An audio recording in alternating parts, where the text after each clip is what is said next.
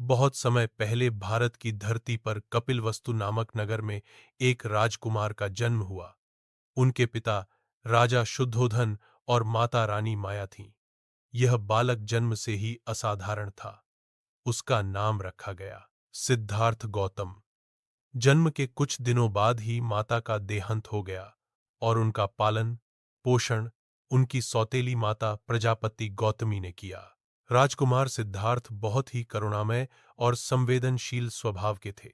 बचपन से ही वे हिंसा, अन्याय और दुख से विचलित हो जाते। वे पशुओं से प्रेम करते और दूसरों की पीड़ा देखकर व्याकुल हो जाते। बड़े होने पर उनका विवाह यशोधरा से हुआ और उन्हें एक पुत्र मिला जिसका नाम राहुल रखा गया। राजा शुद्धोधन चाहते थे कि उनका पुत्र सिंहासन संभाले और एक महान शासक बने। इसीलिए उन्होंने सिद्धार्थ को महल के सुख सुविधाओं में ही सीमित रखा। लेकिन एक दिन सिद्धार्थ महल से बाहर निकले और चार दृश्यों ने उनका जीवन बदल दिया। उन्होंने सबसे पहले एक बूढ़े व्यक्ति को देखा, फिर एक बीमार व्यक्ति, फिर एक मृत व्यक्ति और अंत में एक सन्यासी। इन दृश्यों ने उन्हें सोचने पर मजबूर कर दिया कि संसार में सुख अस्थायी है और जीवन दुख, बीमारी और मृत्यु से भरा हुआ है। यही से उनके मन में सत्य की खोज की तीव्र इच्छा जागी।